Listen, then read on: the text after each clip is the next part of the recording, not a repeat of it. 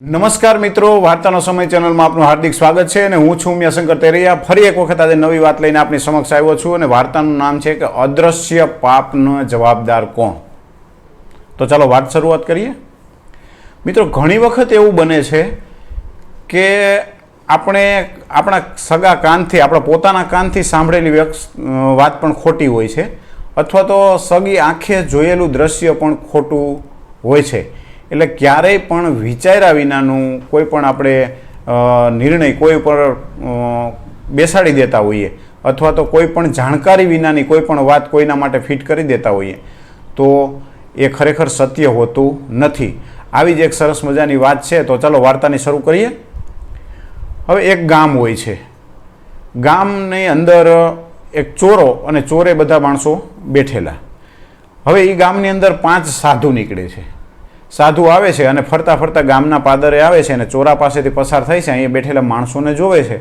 એટલે એ માણસોને પૂછે છે કે ભાઈ, અમે બહુ દૂરથી ચાલીને આવ્યા છીએ અને ભૂખ ખૂબ લાગી છે, એટલે અમારે હરિહર કરવું છે. હરિહર કરવું છે મતલબ કે જમવું છે. તો ગામની અંદર કોઈ 5 સાધુને જમાડે એવી વ્યક્તિ હોય, એનું સરનામું આપો તો અમે ભોજન લેવું છે, હરિહર કરવું છે. આવું કીધું એટલે સ્વાભાવિક છે કે શું કહેવાય, બધા ગામના લોકોએ કીધું કે તમે આ ઊભી બજાર અહીંથી જાઓ અને ડાબી સાઈડમાં વળશો ને એટલે ખૂણા ઉપર એક ડેલી આવશે નાની એવી, અને એ ડેલી અવાજ કરજો એટલે એ ગામમાં કોઈ અજાણ્યો વ્યક્તિ કે ભિખારી કે કોઈ સાધુ કે કોઈ સંત કે કોઈ આવે ને તો એમને એ હરિહર કરાવે છે. ત્યાં હાલ્યા જાઓ તમ તારે. એટલે આ ચોરે બેઠેલા લોકોએ વ્યંગમાં આ લોકોની મજાક કરી મને ત્યાં મોકલા. ખરેખર જે જગ્યાએ મોકલા હતા ને એ બહુ સુખી સંપન્ન ઘર નહોતું, ખૂબ સામાન્ય ઘર હતું, પરંતુ કહેવાય છે ને કે હૃદયના બહુ મોટા હતા, હૃદયના સમૃદ્ધ હતા, જીવના બહુ ઉદાર માણસો હતા. એટલે ત્યાં મોકલા. એટલે આ 5 સાધુ તો જાય છે. આણે જેવું એડ્રેસ બતાવ્યું હતું ને એ મુજબ ત્યાં જઈ અને ડેલી ખખડાવે છે. એટલે પતિ પત્ની દરવાજો ખોલે છે, જોવે તો 5 સાધુ ઊભા છે, પ્રણામ કરે છે, વંદન કરે છે, પધારો મહાત્માજી. એટલે સાધુ અંદર ફળિયામાં જાય છે અને કહે છે કે બહુ દૂરથી ચાલીને આવ્યા છીએ અને આજે રાત્રે એવી છે અને હરિહર કરવું છે, બપોરે જમ્યા નથી અને જો શક્ય હોય તો અત્યારે અમારે જમવું છે.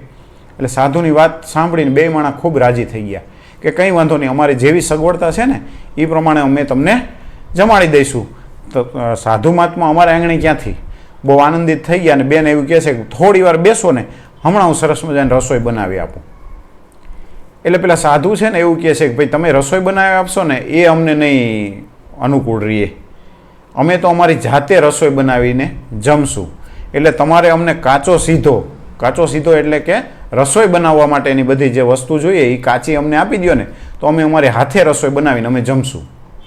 એટલે પેલા કીધું કંઈ વાંધો નહીં. તો એ બધી રસોઈ જે કાંઈ કાચો સીધો બધી વસ્તુ આપે છે અને પછી કહે છે કે તમે એક કામ કરો બેન, અમને કોરું પાણી ભરી આવી દો. કોરું પાણી એટલે કે જે પાણીને કોઈ જીવજંતુએ બોયટું ન હોય, એટલે ગામના કૂવામાંથી ફરી આવી દો. એટલે બેન જાય છે આનંદથી, આમાં હરખભેર જાય છે અને ગામને કૂવે જઈ અને સરસ મજાનું બેડું સાફ કરી, હાંડો ગાગર જે બેડું કે સાફ કરી અને પાણી ભરે છે અને માથા ઉપર હેલ લઈ અને એ બેન ઘરે જાય છે આ સાધુ મહાત્મા માટે પાણી ભરીને. હવે રસ્તામાં આ સમયે ઘટના એવી બને છે કે રસ્તામાં એક સાપ અને નોળિયો બાંધતા હોય છે. હવે સાપ અને નોળિયો બે બાંધે એટલા બધા જોરથી બાંધેલા હોય છે કે બે લોહી લોહાણ થઈ ગયા હોય છે. એમાં સાપનું મૃત્યુ થાય છે. હવે સાપ મરી જાય છે. હવે આ લડાઈ હજી પૂરી થઈ નથી થઈ ત્યાં ઉપર આકાશમાંથી એક સમડી નીકળે છે અને મરેલા સાપને જોઈ જાય એટલે સમડી સીધી તડાપ મારે છે અને સાપને બરોબર વચ્ચેથી ઉપાડી પગમાં અને લઈને નીકળે છે. હવે લઈને ભાગે છે. સાપ એટલો બધો લોહી લુહાણ થઈ ગયો છે, મૃત અવસ્થામાં જ છે સાપ. સાપ મૃત અવસ્થામાં છે એટલે મોઢામાંથી ઝેરનું ટીપું પડ્યું. ઝેરનું ટીપું ક્યાં પડ્યું કે આ બાઈ જે પાણી ભરીને જાય છે ને એ હેલની અંદર ઝેરનું ટીપું પડ્યું. હવે આ સ્ત્રીને ખબર નથી કે પોતે માથે જે ચોખ્ખું પાણી સમજીને લઈને જાય છે એની અંદર આ ઝેર, એ તો હોંશે હોંશે ઘેરે જાય છે અને સાધુ મહાત્માને આ પાણી આપે છે. અને સાધુ મહાત્મા એને કહે છે કે આજે તમે 2 માણસ રસોઈ ન બનાવતા, અમે તમને રસોઈ બનાવી દેવું. તો ના ના ના, અમે તો અમારી રીતે બનાવી લેવું, ખાલી તમે તમારી રસોઈ બનાવી લો અને બીજી કાંઈ સેવાની જરૂર પડે તો અમે બેઠા છીએ. એટલે 5 સાધુએ તો સરસ મજાની રસોઈ બનાવી અને ભગવાનને પૂજા અર્ચના કરી અને જમવા બેઠા. હવે આ જમી અને લાંબા થયા તો સવારે જાગ્યા જ નહીં. પાંચે પાંચ સાધુ મૃત્યુ પામ્યા, કેમ કે ઓલા સાપના ઝેરની અસર થઈ ગઈ. આ પતિ પત્ની તો ખૂબ આમ કલ્પાંત કરે છે, ખૂબ પસ્તાવો કરે છે કે કઈ ભૂલ અમારાથી થઈ, પાંચે પાંચ આ લોકો, અને ગામ આખું ભેગું થયું અને એની જે કાંઈ વિધિ હતી એ કરી. હવે યમરાજ આ પાંચે પાંચ સાધુના જીવ લઈને ગયા, પણ એને જે યમરાજ લઈને ગયા એટલે એને કીધું કે ભાઈ હવે આ કોઈ પણ વ્યક્તિ અથવા કોઈ પણ જીવ ગુજરી જાય ને અથવા મૃત્યુ પામે ને મૃત્યુલોકમાં જાય ને તો એને જવાબદાર કોઈ વ્યક્તિને ઠેરવવા પડે કે આના મોતને જવાબદાર આ છે. કોઈ પણ વસ્તુ, હોનારતમાં મર્યા, એક્સિડન્ટમાં મર્યા, કોઈએ માર્યું, છરી મારી દીધી, કાપી નાખ્યો, લૂંટી લીધો, એટેક આવી ગયો, કંઈક પણ લખવું પડે. તો આ પાંચેય સાધુનું કારણ શું લખવું, આને જવાબદાર કોને ઠેરવવા કે આના કારણે મૃત્યુ પામ્યા, આ પાપ કોને ખાતે લખવું? એટલે યમરાજ તો મૂંઝાણા. પછી બીજે દિવસે ગયા શંકર ભગવાન પાસે. શંકર ભગવાનને જઈને વાત કરી કે આ રીતના પાંચ સાધુના મોત થયા છે, પાંચેય જીવ લઈ આવ્યા છીએ, પણ આ મોત કોને ખાતે લખવા, આને જવાબદાર કોને ગણવા? એટલે શંકર ભગવાને કીધું ભાઈ એક કામ કરજો, 2-5 દી પછી આવો, તમને જવાબ મળી જશે.